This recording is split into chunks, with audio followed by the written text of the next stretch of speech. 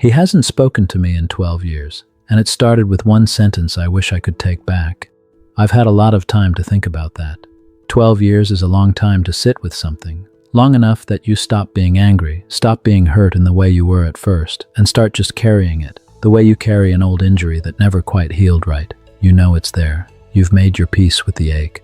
But some mornings you wake up and it's sharper than you remembered, and you lie there staring at the ceiling, trying to figure out how one moment, one sentence, one bad afternoon became the rest of your life. My son's name is Daniel. He's 41 now, I think. I do the math sometimes, the way you do when someone has been away long enough that their age becomes something you have to calculate rather than something you just know. I last saw him when he was 29. He had a beard then that was newer than the last time before that. His hands looked like my hands. I noticed that at the door that day, before everything happened. I thought he had my hands. We weren't a perfect family. I want to be honest about that, because I've spent years trying to tell this story in a way that makes me look better than I deserve to look, and I'm too old for that now.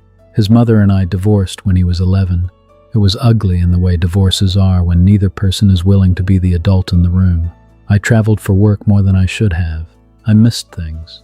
Not everything, but enough that they added up over time into something he carried that I wasn't fully aware of, because I was too busy telling myself I was doing my best. But Daniel and I found our way back to each other, or I thought we had. Through his 20s, we talked regularly. He'd call on Sunday evenings, and we'd go for an hour sometimes, just talking the way men do when they've run out of reasons to keep their guard up.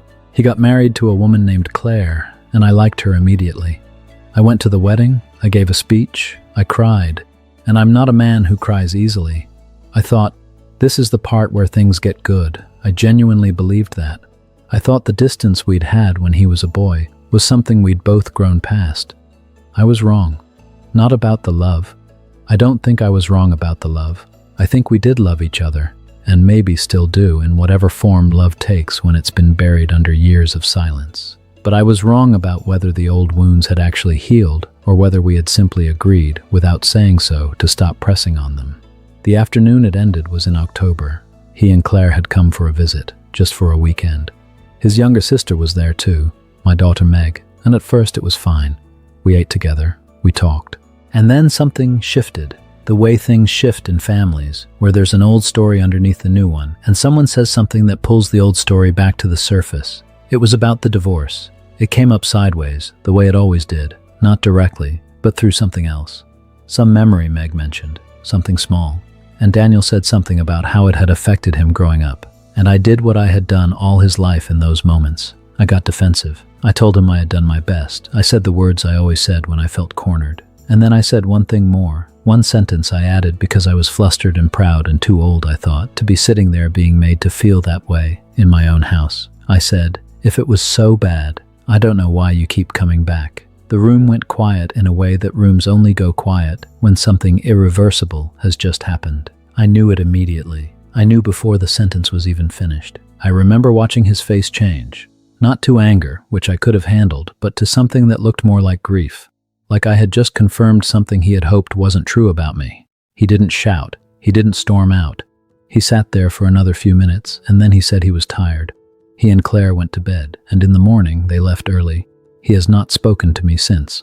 I called.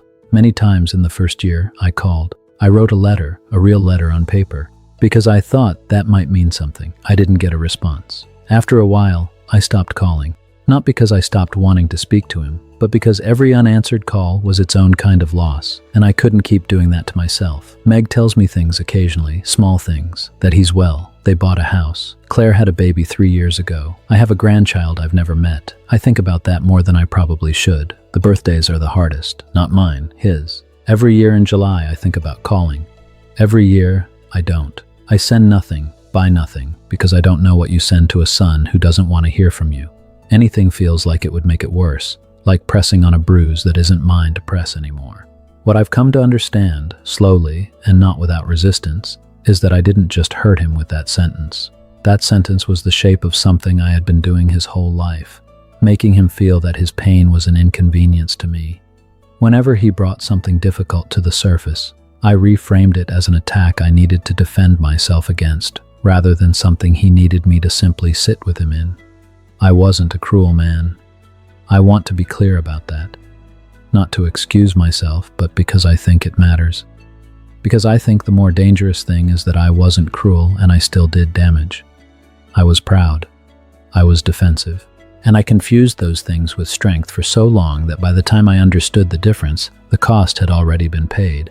I used to think there would be a moment when he'd come back, when something would shift and the silence would break the way it does in films, with a phone call or a knock at the door.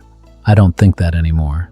I'm not saying it won't happen. I genuinely don't know, but I stopped waiting for it as a solution to how I feel, because I think waiting for your child to forgive you as a way of forgiving yourself is just another way of making their healing about you. What I live with now is simpler than that, and harder.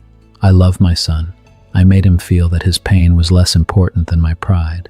Those two things are both true at the same time, and I don't get to resolve that tension just because I've had 12 years to feel bad about it. If you're watching this and you have sons or daughters who've gone quiet on you, I'm not going to tell you what to do. You probably already know what you did. Most of us do. What I'll say is only this.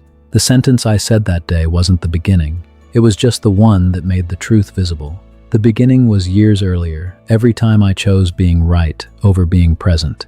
And I think if I had understood that sooner, understood it in my body and not just in my head, the whole story might have gone differently. I'm 65 years old, and I have a grandchild I've never held. That is what pride costs.